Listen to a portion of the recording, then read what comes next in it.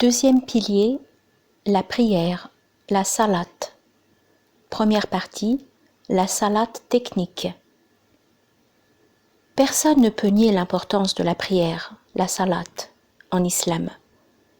Les versets qui traitent de la salat dans le Coran dépassent la 50aine, et les dits du prophète, les hadiths, qui affirment son importance sont si nombreux que les corpus des hadiths consacrèrent un chapitre spécial à la salat.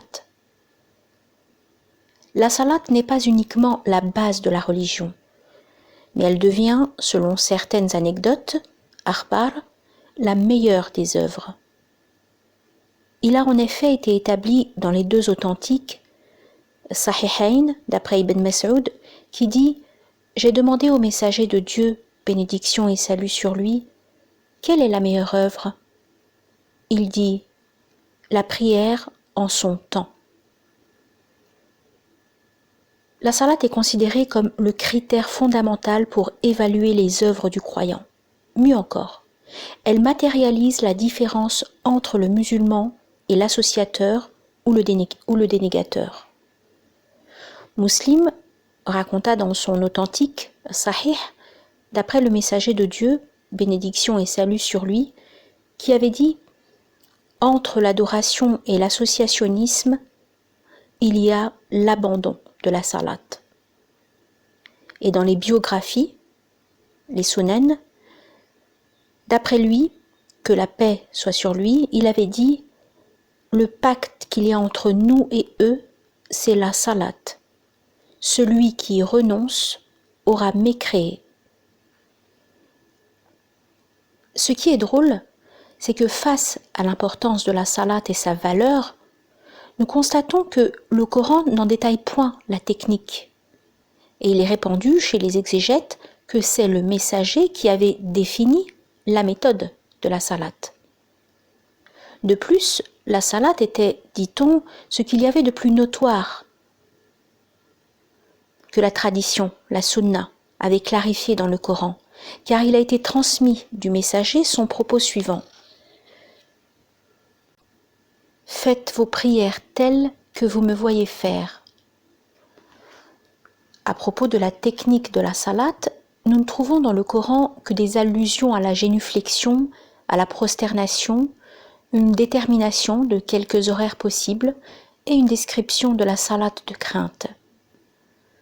Sous-titre : La prosternation et la génuflexion dans le Coran.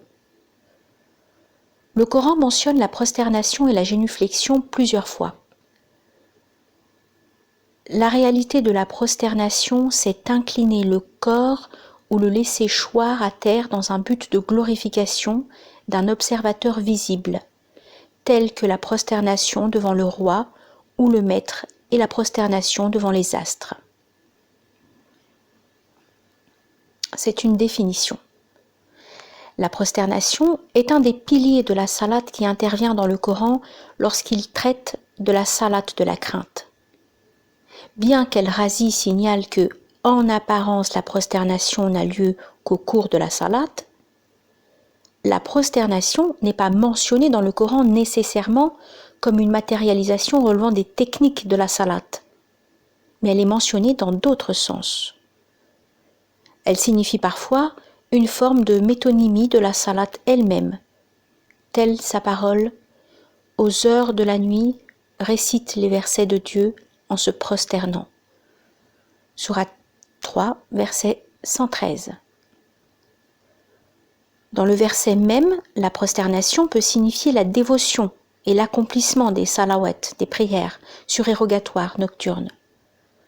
La phrase « en se prosternant » est un complément de manière, c'est-à-dire qu'ils accomplissent les salawats nocturnes en récitant le livre. Elle rattacha alors leur récitation du livre à l'état de leur prosternation. Ce style est bien plus éloquent et plus clair que de dire « ils accomplissent leur salawat nocturne » parce qu'il indique l'image de leur acte. La prosternation est mentionnée dans des sens représentatifs signifiant la glorification. Et c'est ce que confirme Ben Achour quand il dit « Quant à la prosternation des anges, c'est la représentation d'un état dans lequel ils sont et qui signifie la glorification dont les sens sont rassemblés dans sa parole, et c'est devant Dieu que se prosterne tout être vivant dans les cieux et sur la terre, ainsi que les anges qui ne s'enflent pas d'orgueil. Sourate 16, verset 49. Mais la prosternation signifie l'humilité et la soumission. Dans sa parole, quand le Coran leur est récité, ils ne se prosternent point. Sourate 84, verset 21. C'est-à-dire, quand le Coran leur est récité, ils ne se soumettent pas à Dieu, ni au sens du Coran et son argument, et ne croient pas en sa vérité. La preuve sur ce sens se trouve dans son opposition à sa parole, mais ceux qui ne croient pas le traitent de mensonge. Sourate 84, verset 22.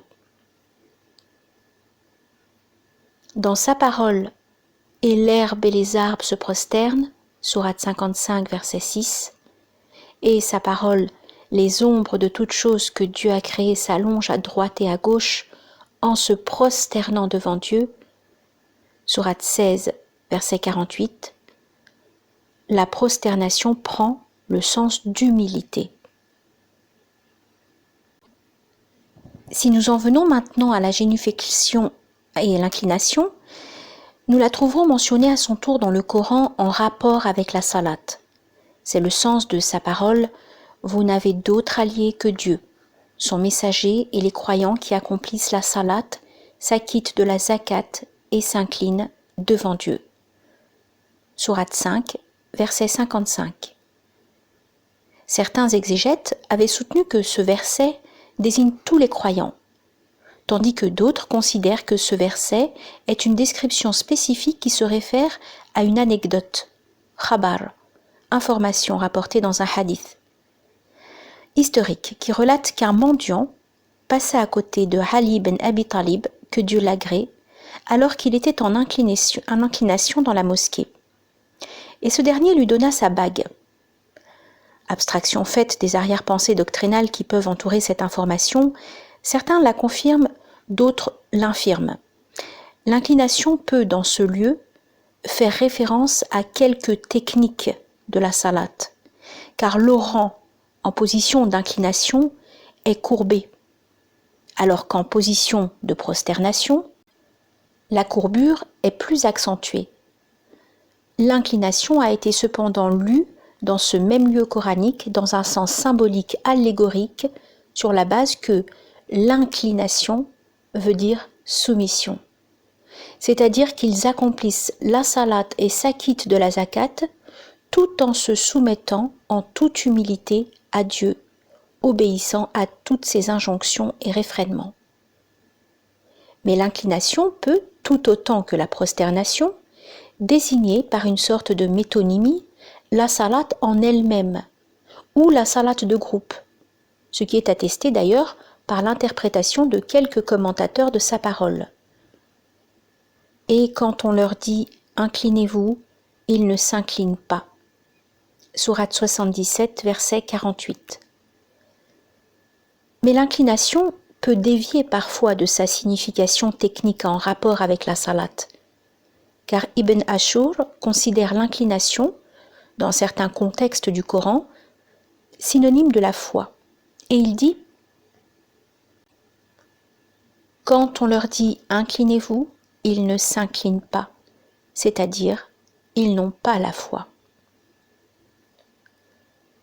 Ce qui importe dans ce qui précède, c'est que l'inclination et la prosternation n'interviennent point dans le Coran comme une description détaillée de l'une des techniques de la salate, autant qu'elles interviennent comme métonymie de la salate en général, ou comme une indication de la soumission de la créature au Créateur et sa foi en lui. Sous-titre : Les horaires de la salate. En traitant la question des horaires de la salate, le Coran ne déroge pas à la règle générale d'opter pour la sémantique exhaustive et de renoncer à la sémantique technique méticuleuse. Le Coran affirme en effet que la prière, demeure pour les croyants une prescription à des heures déterminées. Mais bien que al-mawqut, les heures déterminées, ne s'explique pas nécessairement par la répartition horaire, car il peut signifier chez certains commentateurs l'obligation et l'imposition. On ne peut nullement nier la possibilité que al-mawqut peut signifier la répartition horaire, et peut-être même que cette signification soit la plus patente, ce que confirme par ailleurs Ibn Ashur. Al-mawqut, ce qui est déterminé par des horaires, est réparti sur ces horaires, et il peut être utilisé dans le sens d'imposer métaphoriquement. Mais le premier sens est plus manifeste dans ce cas. Al-Razi avance que le Coran détermine les horaires de la salate d'une manière franche. Pour confirmer son opinion, il s'est basé sur 4 versets en disant « Les versets qui détaillent les horaires sont au nombre de 4. Premier verset. Sa parole, gloire à Dieu donc soir et matin. À lui toute louange dans les cieux et la terre, dans l'après-midi et au milieu de la journée. » Sourate 30, versets 17 et 18. Ce verset est le verset le plus clair à propos des horaires de la salate, car sa parole, gloire à Dieu, c'est-à-dire glorifier Dieu dans le sens de prier pour Dieu le soir, fait allusion à la salate du Maghrib, le crépuscule, et du Isha, le soir. Et matin veut dire la salate du Subh, le petit matin, et l'après-midi signifie la salate de l'Asr, et au milieu de la journée fait allusion à la salate de Dhuhr, le milieu de la journée. Deuxième verset, sa parole, dresse-toi pour la salate du déclin du soleil à la nuit noire. Sourate 17, verset 78. Par déclin, il veut dire le moment où le soleil commence à régresser par rapport au zénith. Alors, à ce moment-là, commence la salate du Dhuhr, de l'Asr, du Maghrib et du Isha. Ensuite, il dit « accomplis la salate » pour signifier la salate du Subh. Troisième verset, sa parole « et glorifie sa louange avant le lever du soleil, avant son coucher et pendant la nuit, et exalte sa gloire aux extrémités du jour. » Sourate 20, verset 130. D'aucuns avaient dit ce verset indique les 5 salates parce que le temps, zaman, se situe soit avant le lever du soleil, soit avant son coucher, et la nuit et le jour sont inclus dans ces 2 vocables. Quatrième verset, sa parole, et accomplit la salate aux 2 extrémités du jour et aux premières heures de la nuit. Sourate 11, verset 114. Ce qui est visé par extrémité du jour, as-subh et al-asr. Quant à Zulufen min al-layl, certaines parties de la nuit, cela veut dire al-maghrib et al-isha. Et certains y tenaient pour rendre obligatoire la salate du witr, la salate impaire, une seule génuflexion, surérogatoire, après la salate del-isha. Car le vocable Zulufen est un pluriel dont le minimum est 3. L'on n'a pas besoin d'un grand effort pour s'apercevoir qu'il y a une pinaillerie manifeste dans les interprétations d'Al-Razi. Le Coran ne mentionne en effet pas les horaires des salates, dans le sens technique. Mais Al-Razi, dans sa lecture des 1er et 3e versets, interprète la glorification de Dieu comme étant la salate conventionnelle, alors que rien ne soutient son appréciation que glorifier Dieu signifie pratiquer la salate. Quant au 2e et 4e verset qu'Al-Razi prend pour argument, il se limite à commander aux musulmans d'accomplir la salate dans la journée et la nuit sans déterminer des horaires conventionnels particuliers. Ce qui corrobore le fait que le Coran n'a point déterminé les 5 prières et leurs horaires, c'est la divergence entre les exégètes dans la détermination de la salate médiane visée par Dieu dans sa parole « Soyez assidus aux prières et surtout la prière médiane, et tenez-vous debout devant Dieu avec humilité. Sourate 2, verset 238. Nonobstant quelques informations, akhbar, qui se répandirent, signalant que la salat médiane est la salat d'Al-Asr, l'après-midi. Les ulama divergèrent sur son compte, en 7 propos. Le premier dit que c'est le dhuhr, le milieu de la journée, cité par Zayd ben Thabit. Le deuxième dit que c'est l'Asr, l'après-midi, cité par Ali dans l'une de ces 2 versions. Le troisième dit que c'est Al-Maghrib, le coucher du soleil, cité par Al-Bara. Le quatrième dit que c'est l'Isha, la nuit. Le cinquième dit que c'est Subh, le petit matin, cité par Ibn Abbas, Ibn Omar, Abu Amama, et la version authentique est celle de Ali. Le sixième dit que c'est la salat du vendredi. Le septième dit qu'elle n'est pas déterminée. À ces options référentielles de la prière médiane, Ibn Kathir ajoute d'autres références. Il a ainsi été dit au sujet de la prière médiane, c'est la prière en groupe et la prière de crainte. Il a été également dit que c'est plutôt la salat de l'Aïd al-Fitr, marquant la fin du jeûne du mois de Ramadan. Il a été dit aussi que c'est plutôt la salat de l'Aïd al-Idha, la fête du sacrifice du mouton. Il a été dit c'est al-Witr et aussi al-Duha, dans la matinée. D'autres exégètes se sont arrêtés à ce niveau lorsque les arguments se sont contredits chez eux et qu'aucun aspect préférentiel ne prévalut. Il n'y a eu par ailleurs aucun consensus sur un propos unique. Bien au contraire, le conflit persiste encore depuis le temps des compagnons, jusqu'à nos jours.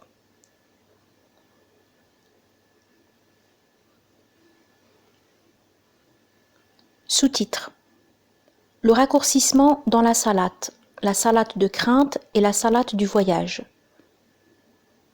Le Coran mentionne 2 fois ce que les commentateurs appellent la salate de crainte. La première fois dans sa parole, soyez assidus aux prières et surtout la prière médiane, et tenez-vous devant Dieu avec humilité. Mais si vous craignez un grand danger, alors priez à pied ou en monture. Lorsque vous êtes en sécurité, alors invoquez Dieu comme il vous l'a appris lorsque vous ne le saviez pas. Sourate 2, versets 238 et 239. La deuxième fois, c'est dans sa parole, et quand vous parcourez la terre, ce n'est pas un péché de raccourcir la prière si vous craignez que les mécréants ne vous mettent à l'épreuve, car les mécréants demeurent pour vous un ennemi déclaré. Sourate 4, verset 101. Mais ces 2 versets ne fixent pas la manière d'accomplir la salate de crainte. La généralité de ces 2 versets coraniques a conduit à la divergence entre les exégètes sur la quiddité de la salate de crainte et sur sa technique. En ce qui concerne la quiddité, elle réside à signaler la controverse entre les commentateurs. À propos de la crainte qui fait bénéficier de la permission du raccourcissement, il a avancé que la crainte peut être soit au combat, soit en dehors du combat. Ibn Ashur l'approuva en disant « Et de là, les nomologues appelèrent la prière de crainte la prière que les musulmans accomplissent en affrontant l'ennemi sur l'arène de combat. » L'évocation du mot « crainte » dans ce verset englobe la crainte de l'ennemi, la crainte des fauves, des brigands, etc. D'autres les contredirent en réfutant la légalité du raccourcissement à cause d'une crainte autre que la crainte au combat et considérèrent que le raccourcissement ne peut avoir lieu qu'en pleine guerre et au cours des combats à l'épée. Bien que le verset de la sourate An-Nisa, les femmes, mentionne la possibilité du raccourcissement de la salate parce qu'il peut être considéré comme une restriction technique, les exégètes divergèrent sur le raccourcissement entre ceux qui le limitent à la crainte et ceux qui l'étendent à la salate pendant le voyage. Ils divergèrent également au sujet du nombre d'inclinations en cas de raccourcissement. Certains comptent la salate de raccourcissement comme salate à une seule inclination, d'autres la comptent comme salate à 2 inclinations. El-Tabari, quant à lui, signale le propos de ceux qui affirment que la salate de crainte est une seule inclination, personne ne fait d'autre inclination en sus, l'inclination de l'imam est suffisante. L'imam aura ainsi fait 2 inclinations et les orants une seule. Al-Razi, quant à lui, critique ce propos et le réfute même, non par le texte coranique, étant donné que le texte se tait sur tout ceci, mais par l'avis de la majorité des jurisconsultes spécialisés en la matière. Et il dit dans ses clés, Mafatih al-Ghaib, il a été rapporté d'Ibn Abbas que Dieu l'agrée qui a dit « Dieu a prescrit par la langue de votre prophète la salate en 4 inclinations en sédentarité, 2 inclinations en voyage, 1 inclination en situation de crainte, mais la majorité des jurisconsultes spécialisés, al-Jumhur, retiennent que l'obligation est de 4 inclinations en sédentarité, 2 en voyage, que ce soit en situation de crainte ou non, et le propos d'Ibn Abbas est délaissé de côté. La divergence des exégètes dépassa le nombre d'inclinations en raccourcissement pour englober la technique de la salate de crainte même. D'aucuns avancèrent dans l'interprétation de sa parole, à pied ou en monture, qu'en cas de poursuite, le combattant accomplit la salate là où est orienté son visage, à pied ou en monture, fait en sorte que la prosternation soit plus basse que l'inclination et se limite à 2 inclinations par la mimique. D'autres dirent, en situation de crainte, que l'homme accomplisse la salate dans n'importe quelle direction, debout, en monture, ou comme il le fait, en mimant par la tête ou en parlant par la langue. D'autres encore dirent, il accomplit la salate vers la direction dans laquelle il se trouve, à pied ou en monture, chassant le fauve ou poursuivi par celui-ci, qu'il pratique une inclination par la mimique, mais s'il ne peut le faire, qu'il prononce 2 fois Allahu Akbar. Dieu est le plus grand. Notre dessein n'est nullement de mettre en exergue ces divergences jurisprudentielles pointueuses que nous avons essayé autant que faire se peut de récapituler. Mais nous avons uniquement voulu entériner ce que nous avons dit précédemment au sujet du fait que le Coran généreux ne détaille guère les modalités de la salate et ne s'étend point sur ses subtilités. Sous-titre: la facilitation dans l'accomplissement de la salate. Il a été répandu dans de nombreux livres le dit sacré, le hadith al-Qudusi, c'est-à-dire une parole du prophète telle qu'il l'a reçue par Dieu, qui expose la prescription de la salate lors de l'ascension, mi'raj, du messager, bénédiction et salut sur lui. Il dit « Allah m'a révélé ce qu'il m'a révélé et m'a prescrit chaque jour et nuit 50 salates. Je suis descendu et j'ai rejoint Moïse. Il dit « Que t'a prescrit ton Seigneur pour ta communauté ?» Il dit « J'ai dit 50 salates chaque jour et nuit. » Il dit « Retourne voir ton Seigneur et sollicite l'allègement. Ta communauté ne supportera pas cela, car j'ai éprouvé les enfants d'Israël et leurs expériences. » Il dit « Je suis retourné auprès de mon Seigneur et j'ai dit « Ô Seigneur, allège pour ma communauté. » Alors il m'enleva 5 salates. Je suis retourné voir Moïse qui m'a dit « Qu'as-tu fait ?» Je dis « Il m'a ôté 5 salates. » Il dit « Ta communauté ne supportera pas cela.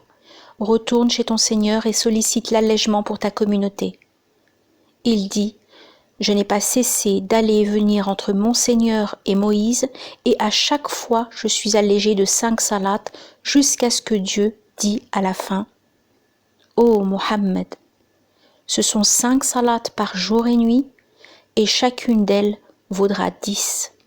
Ça fera 50 salates. » Quiconque a l'intention de faire une bonne œuvre et ne l'exécute pas, il lui sera accordé une bonne action. Au cas où il l'exécute, 10 actions lui seront inscrites. Quiconque se propose de faire une mauvaise œuvre mais ne l'exécute pas, il ne lui sera rien inscrit. Mais s'il l'accomplit, il ne lui sera accordé qu'une seule mauvaise action. Je suis descendu jusqu'à rejoindre Moïse et je l'ai informé. Alors il m'a dit, « Retourne voir ton Seigneur et demande-lui l'atténuation pour ta communauté, car ta communauté ne pourra pas supporter cela. » Le messager de Dieu, bénédiction et salut sur lui, dit alors, « Je suis revenu à mon Seigneur au point d'en avoir eu honte. » Cette information, Khabar, est chargée d'une première signification manifeste, qui est la quête active du messager de la facilitation pour sa communauté, par la sollicitation auprès de Dieu de diminuer le nombre des salats pour les musulmans. Cette sollicitation trouva à chaque fois une réponse positive de la part de Dieu. Il faut cependant signaler que le nombre des salats ne s'était pas arrêté à 5 parce que Dieu refusa de répondre à la requête du messager d'en diminuer encore le nombre, mais simplement parce que le messager n'osa plus revenir de nouveau à Dieu. Cette information, quand bien même elle affirme que l'islam est une religion de facilité et non une religion de difficulté, elle ouvre également sur d'autres significations, dont la plus intéressante dans notre cas est de montrer que le nombre des prières n'était pas figé et définitif depuis le début, ou du moins de montrer que le nombre des prières n'est pas l'élément le plus important qui détermine ce culte. Ceci corrobore ce que nous avons dit précédemment, à savoir que la dimension technique de la salate, nombre, horaire et méthode, n'est pas son unique ni sa plus importante dimension. Sous-titre. Pourquoi le Coran n'avait-il pas focalisé sur la salate technique ? Nous devons d'emblée nous mettre d'accord que ce que nous avons essayé de démontrer sur le fait que le Coran n'avait pas focalisé sur la méthode de la salate ni sur son nombre et ses horaires, n'est en aucun cas une mise en doute de la méthode de la salate adoptée par les musulmans conformément à la sunna. Cela parce que bon nombre de spécificités du culte n'ont pas été fixées par le Coran, mais bien par la sunna du messager, bénédiction et salut sur lui, et les informations historiques répandues d'après lui. Toutefois, cette recherche, dans les raisons de la non-focalisation du Coran sur la salate dans son aspect technique, n'est qu'une interrogation cognitive et une recherche intellectuellement légitime, car le Coran, dont le faux ne peut atteindre ni par devant ni par derrière, ne peut avoir que des choix pertinents.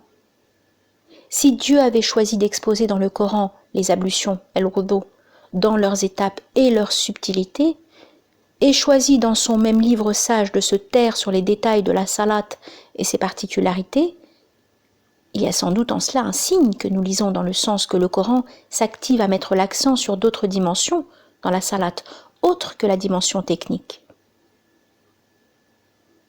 Les commentateurs définissent la salate par la définition conventionnelle répandue en la matérialisant selon des horaires déterminés et des gestes particuliers.